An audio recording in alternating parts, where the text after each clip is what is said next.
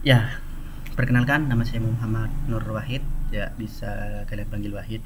Nah, pada video sebelumnya yaitu tentang karya tulis ilmiah, di situ saya menjelaskan tentang definisi karya tulis ilmiah dan bagaimana cara menulis karya tulis ilmiah, kemudian statistika penulisan karya tulis ilmiah.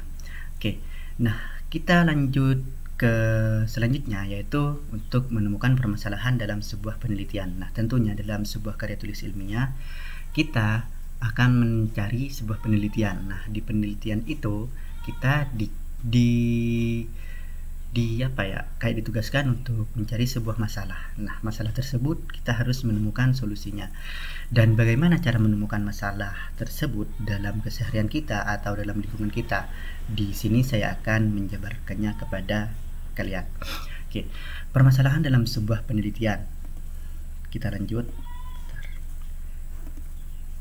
Nah, permasalahan dalam sebuah penelitian. Kemudian definisi masalah yang akan kita bahas dan cara menemukan masalah tersebut. Nah, lanjut ini yang pertama yaitu definisi masalah.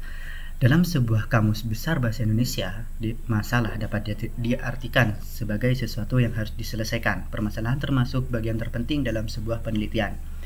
Permasalahan akan menentukan apa tujuan dari penelitian. Nah, permasalahan juga mengarahkan pada suatu teknik pemecahannya.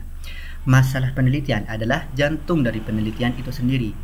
Dan ini adalah gambaran yang jelas dan pasti dalam kondisi yang diamati. Kemudian masalah itu mendorong pertanyaan yang harus dijawab, yang mengarahkan kita ke kegiatan penelitian. Jadi kita itu harus mulai dari mana masalah muncul, kemudian merencanakan penelitian, dan menentukan keberhasilan penelitian itu. Nah, jadi poin pentingnya di sini yaitu kita harus mencari masalah terlebih dahulu sebelum kita melakukan penelitian.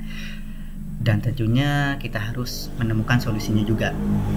Oke, kita lanjut ke poin berikutnya yaitu menemukan masalah. Cara menemukan masalah. Nah, cara menemukan masalah tersebut pada suatu kondisi tertentu, mungkin kita melihat masalah tetapi orang lain bukan menganggapnya hal itu sebagai masalah. Kita bisa menemukan sumber permasalahan dari diri sendiri, diri orang lain, fenomena di masyarakat, riset terdahulu, dan lain-lain. Nah, yang saya sebutkan tadi, pada suatu kondisi mungkin kita melihat masalah, tetapi orang lain bukan menganggapnya hal itu masalah.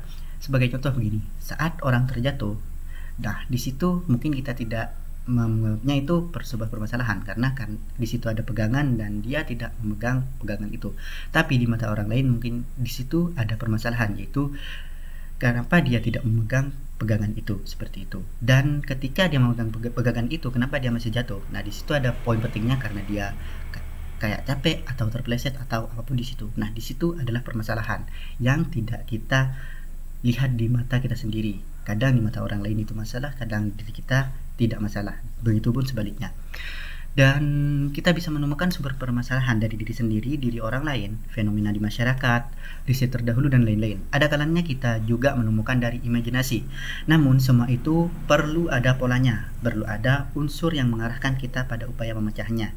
Nah, jadi kita harus menemukan masalah tersebut dan bagaimana kita mengupayakan pemecahannya.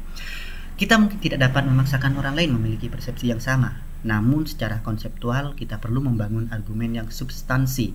Kita menawarkan sebuah masalah yang benar, tegas, dan ciri-ciri yang jelas dalam merumuskan masalah sehingga tidak menimbulkan multitafsir dari orang lain.